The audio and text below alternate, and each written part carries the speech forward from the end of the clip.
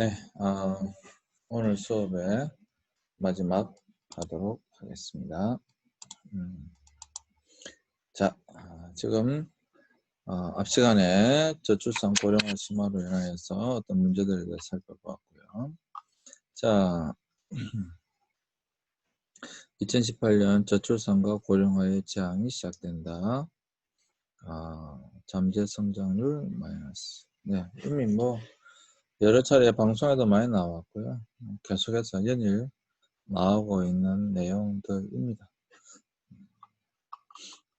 그 다음에 다문화 사회 등장 배경에 저출산 고령화 심화 국내 인구 구조 1960년 이런 구조였는데 2050년에는 보시다시피 그러니까 젊은 사람들이 많은 이런 구조였는데 노인들은 정말 작은 구조였는데 1960년대는 이미 이제 베이비 붐 시대라 그러잖아요. 근데 6.25 직후에 많은 아이들을 낳았던 그런 시기. 근데 위에 노인들은 작았던 시기였는데 2050년이 되면 이게 뭡니까? 이게? 노인들은 정말 많고 밑으로 갈수록 작아져요. 딱 봐도 여러분 이거는 뭡니까? 안정적이죠? 이거는 어떻습니까? 굉장히 뭐 위험한 구조죠. 넘어질 수 있는. 그러니까 여기가 더 튼튼해야 되는데 그러지 못한 것이죠.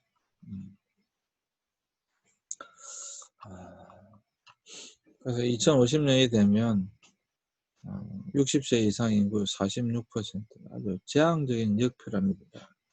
재앙이라는 표현을 썼어요.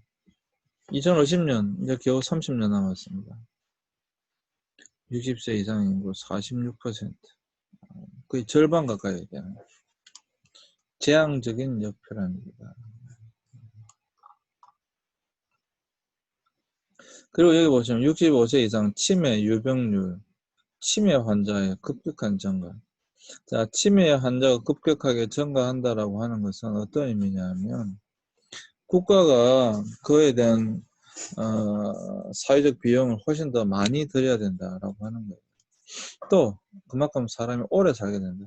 치매에 걸릴 확률이 더 높아지는 거죠. 왜? 오래 사니까. 또 오래 살면 살수록 결국 치매는 언젠가는 옵니다. 치매 걸리기 전에 죽느냐 아니면 사느냐 그 문제죠. 치매는 반드시 오죠. 네. 특별히 늘어나는 1인 가구 2035년에는 100가구 중 34가구는 1인 가구일 것이다. 참 어떻게 해야 됩니까? 일본의 고독사의 현황을 보면 요시다 타이치의 유품 정리는 보았다. 뭐 이런. 네. 우리나라도 마찬가지죠. 그래서 고독사, 홀로 외롭게 죽는 사람이 연간 32,000명, 일본에 사망 시신이 평균 21.3일 만에 발견된다. 왜 21.3일 발견되느냐? 냄새가 나니까.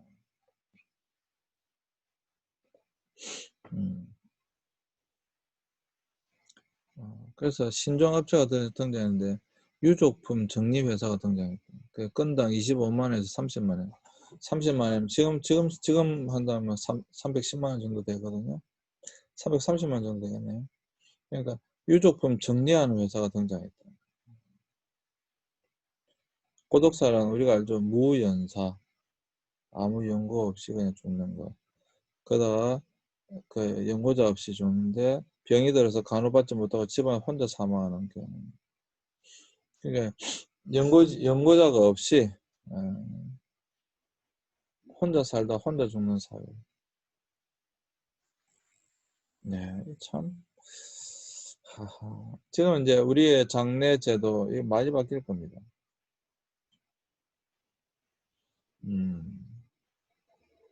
장례 제도가 바뀔 수밖에 없죠.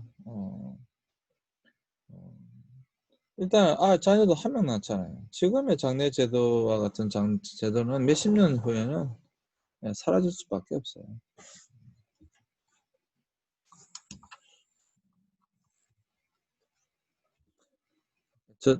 입주 그리고 이사 청소까지 특수 청소, 일반 청소, 위생 청소해서 다 해주는 그런 신종 이제 업체가 등장했다라고 하는 것이고요. 우리나라의 고독사 현황을 보면 여기 보시면 참 우리나라가 그쪽으로 일본을 따라간다 그렇게 이야기하잖아요. 여기 보면 2014년도 2013년도에 878명 이게 이제 증가하는 추세. 2014년도에 2015년에 1240 2016년에 1800 2017년 상반기에 970 아니 여기도 한 2000명 이미 넘었겠죠. 그래서 우리나라 유품 정리회사는 함께 나눔 키퍼스 코리아를 보면 같은 아파트 1층의 어머님 3층에 사는 아들이 사망 1개월 만에 발견했죠. 이게 뭡니까 이게. 할아버지가 먼저 사망하시고 치매 걸린 할머니가 굶어 죽어가는 걸 발견되었다. 참.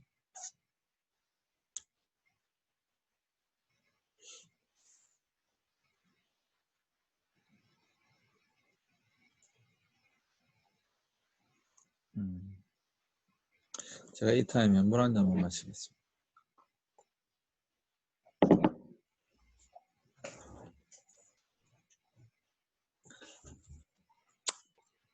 뭐 이건 어느 누구를 탓을 할 수도 없지만 여러분 자본주의 사회라고 하는 게 자본주의 사회라고 하는 게 돈이 근본이 되는 사회가 자본주의 사회거든요. 그러면 지금 우리나라가 작년에 비해서 올해 그러니까 작년에 그 우리나라 그 소득이 줄어가지고 우리나라가 32,000불이더라고요. 1인당 GNPI가 32,000달러. 32,000달러. 지금 우리나라가 32,000달러예요. 그러면 지금 환율로 한번 계산해 보시죠. 지금 환율로 계산해 보면 지금 환율이 뭐 그냥 1250원 할까요? 1250원 하겠습니다. 1250원. 자, 1250 곱하기 32 하면 3, 5, 15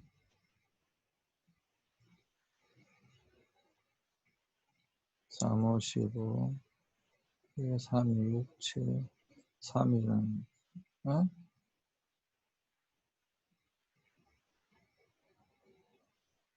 내가 지금 곱하기도 못하고 있거든요. 뭐 하고 있으니까 지금. 미안합니다. 2, 5, 10 1로 하고 2는 4, 5 2는 2 3, 5, 15 3, 2, 6 3, 2는 3 3, 8, 3, 9, 0, 0, 0, 0, 9 예. 자, 그러면 이게 3,900만 원입니다. 3,900만 원. 야, 3,900만 원이나 돼요? 와, 이거 진짜 3,900만 원이라는 소리가 뭔 말인가 하면 여러분들이 혼자 벌어도 1년에 3,900만 원을 벌어야 된다는 거예요. 이게 우리나라 평균이니까.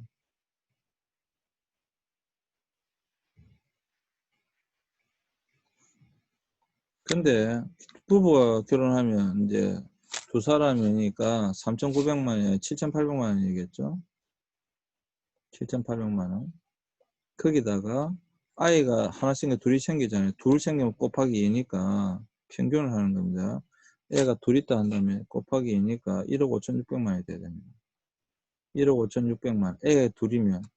근데 여러분들이 애 둘 가졌을 때 지금 연봉으로 부부가 같이 벌어가지고 혼자 벌어갖고 1억 5,600만 원 되게 어렵고요.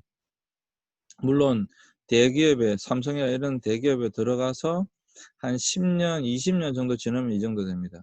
예. 한 10년, 20년 정도 지나면 이 정도 돼요. 그런데 그냥 들어가고 안 됩니다. 그건. 물론 아이가 있으니까 아이가 둘 정도 낳으려면 세월 좀 흘렀을 테니까. 그리고 두 사람이 같이 벌면 1억 5,600만 정도 되겠네요. 두 사람이 같이 벌면. 근데 이제 생각해 보세요. 자, 이거는 혼자 벌어갖고 이렇게 벌 수가 없습니다. 부부가 같이 벌어야 돼요. 자, 부부가 같이 정상적인 직장을 가질 때, 정상적인 직장을 가져도, 여러분, 정상적인 직장을 가져도, 그러니까 우리나라의 좀 스탠다드 공무원으로 치는데, 공무원으로 본다면, 그냥 일반적인 구급 공무원으로 친다면, 구급 공무원이 이 정도 되려면요, 연봉이 7,800만 원 정도 되려면, 글쎄요, 지금 7,800만 원 30년 해도 못 받을걸요? 7,800만. 지금 교사 한 20년, 30년 정도 하도 지금 연봉 7,800만 정도 됩니다. 예, 그 정도 되겠네. 교사가 한 30년 정도 하면 이 정도 됩니다. 상당히 많은 거예요.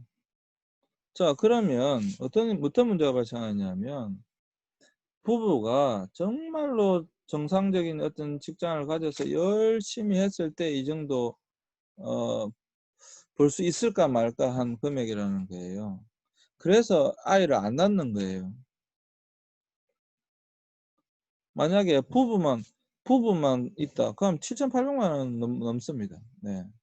아이가 없으면. 그러니까 우리나라 평균이 되는 거죠. 평균 좀 더 이제 돈을 더 벌면 그만큼 저축할 수가 있겠죠. 그리고 집도 살 수 있겠죠. 돈을 착실히 모으면. 근데 여러분, 그런데 그래서 아이가 생기잖아요. 애가 한 명, 두 명 낳잖아요. 그 비용이 굉장히 많이 들어간다고요. 거기다가 상대적 박탈감, 항상 문제가 되는 게 뭐냐, 상대적 박탈감인데, 이 상대적 빈곤, 이 상대적 박탈감이 굉장히 강할 수밖에 없어요. 그럼 어떻게 되겠습니까, 여러분? 지금 제가 말씀드리고 싶은 게, 이 할아버지, 그러니까 아버지, 어머니를 돌볼 여력이 없는 거예요.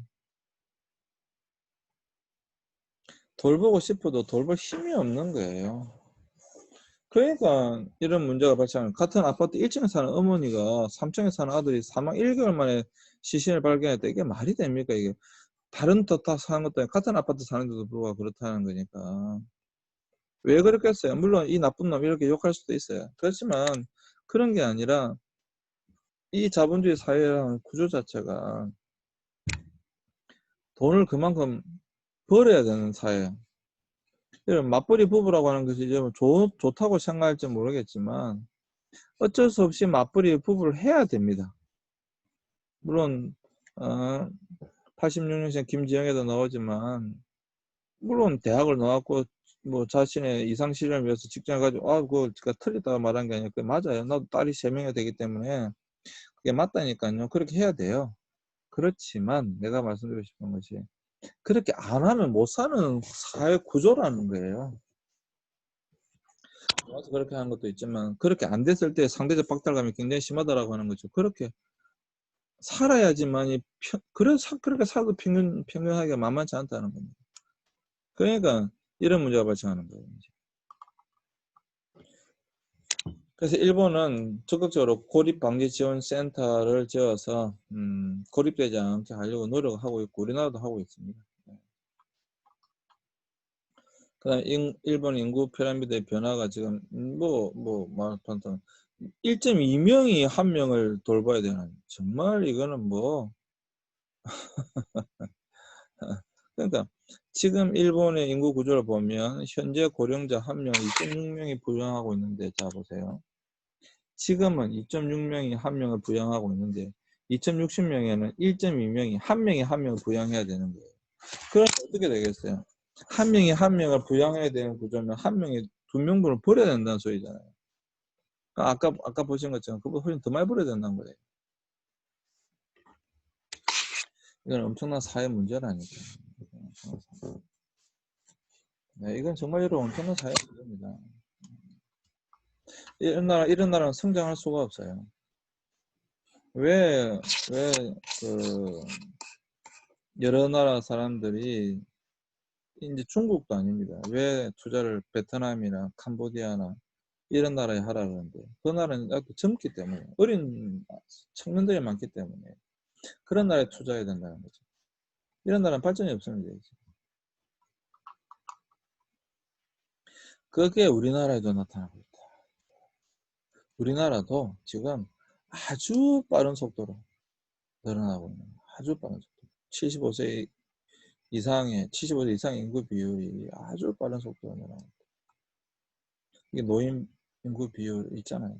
그래서 75세 이상 굉장히 빠른 속도로 늘어나고 있다.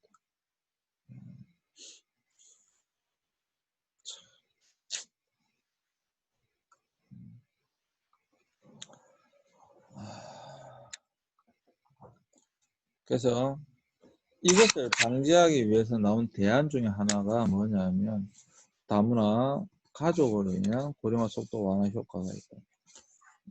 확실히 있습니다. 또 다문화 사람들은, 결혼 이주 여성들 또 가족 아이를 또 많이 낳아요. 네. 그런 점이 있어요. 그래서 이 다문화 가족을 통해서 그래도 조금 이렇게 노인 인구를 부양하는 그 퍼센테이지를 조금 이렇게 줄여주는 그런 효과가 분명히 있다. 분명히 있습니다. 이게 굉장히 순기능이죠. 좋은 기능이죠. 네. 사실 이것 때문에 뭐 하고 있는 것 중에 요인이기도 하죠. 사실 지금 우리가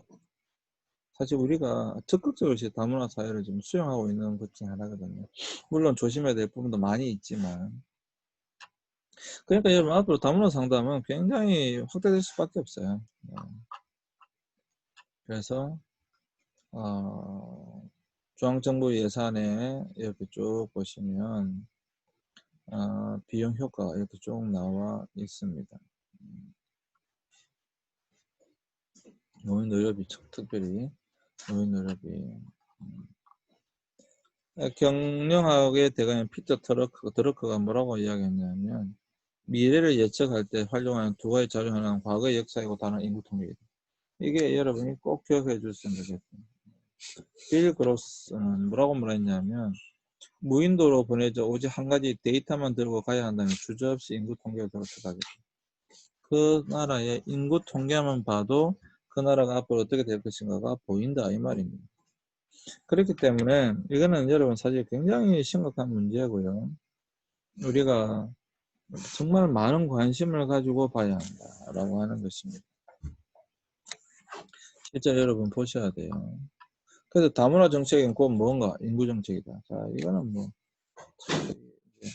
다문화 정책은 뭔가 곧 인구 정책이다. 꼭 명심하세요. 다문화 정책은 곧 인구 정책이다.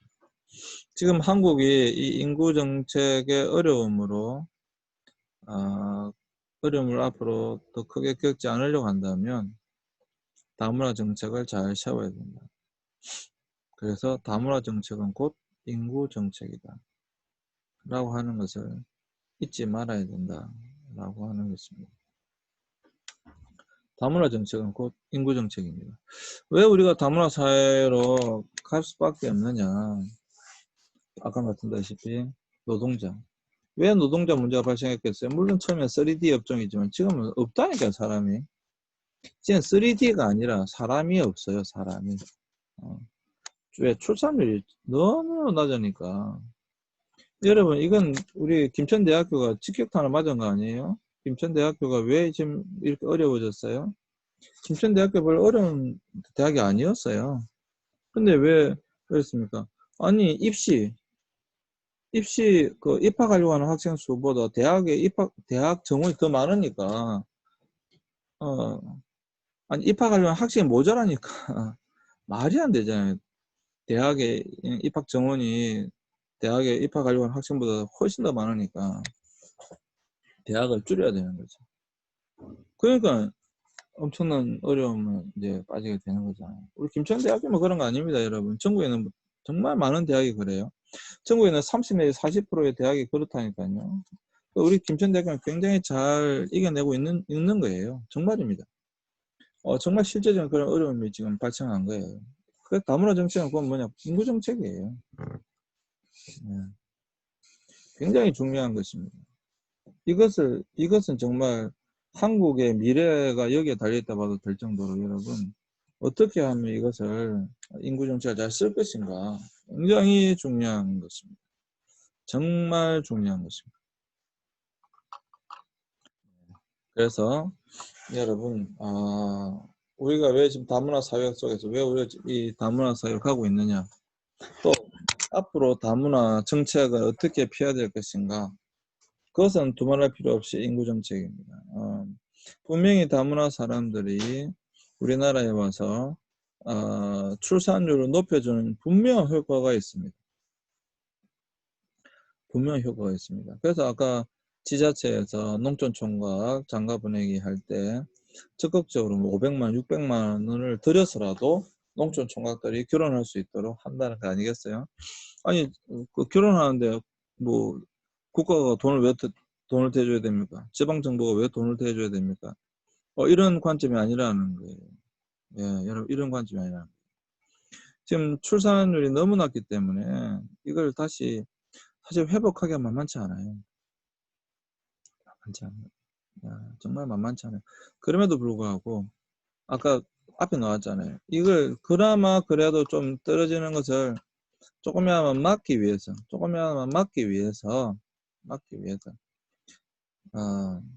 고령화 속도를 완화하는 효과를 위해서라도 이 다문화 가정, 다문화 결혼은 정말 신경 쓸 수밖에 없다. 사실 제가 좀 아쉬운 건 다문화 가족만이 아니라 우리나라 또 다문화가 우리나라 사람이긴 하지만 순수 우리나라 그 청년들에게 이 부분에 있어서 교육을 많이 시켜야 돼요. 출산 장려를 위해서 사실 국가가 많은 노력을 해야 돼요. 우리나라 출산율이 떨어지게 된 게 결정적으로 70년대 그때 정부가 둘만 낳아 잘 기르자 해서 하나만 낳아 잘 기르자 했다니까요. 중국도 마찬가지잖아요. 중국도 하나만 낳아라 그래요. 둘 낳았을 때부터는 엄청난 벌금을 물리고 뭐 이렇게 하니까 강제적으로 거의 뭐 하나만 낳게 하고 이렇게 했잖아요. 중국 벌써 바꿨잖아요. 중국 벌써 바꿨어요. 이제 그 하나 낳고 이거 없애버렸어요. 예. 중국 인구 지금 14억이 넘어가는데도 불구하고 없앴다고. 왜? 이거는요, 이 인구 정책 한번 멈춰주기 시작하면 회복하기 어렵기 때문에 그래요. 그러니까 우리나라가 지금 몇십 년 동안이나, 아니, 내가 애 낳았을 때 다 이상하게 생각했다니까요. 아들이 없어서 그런가 보다 했잖아요. 첫째가 아들인데. 왜? 인식이 안 바뀌는 거죠. 이게 굉장히 여러분, 위험한 거예요. 그래서 실제 지금 우리나라 사람들에게 출산율을 장려할 수 있는 정책을 써야 됩니다. 어떻게 할 것인가. 사실 100만 원, 200만 원, 300만 원 이 정도 주는 것 같고는 출산율 높아지지 않습니다, 여러분. 어떻게 할 것인가. 사회적 비용이 훨씬 더 많이 든다니까요. 그래서 이 출산율을 어떻게 하면 높일 것인가. 굉장히 많이 고민해야 돼요. 그 중에 그래도 하나의 대안 중에 하나가 뭐냐. 다문화 결혼, 다문화 국제 결혼이다. 이 다문화 가족의 인구는 늘어날 수밖에 없고요. 우리가 다문화 사회로 가는 것은 갈 수밖에 없는 그런 다문화 사회와 현상에 대해서 여러분들과 함께 2주 동안 살펴봤습니다. 자, 그럼 이제 그 다음 시간에는 이제 이들에 대한 다문화 상담을 어떻게 할 것인가 또 정리하는 관점에서 살펴보도록 하겠습니다. 수고하셨고요. 네, 오늘도 수고하셨습니다. 네, 다음 주에 뵙겠습니다. 수고하셨습니다.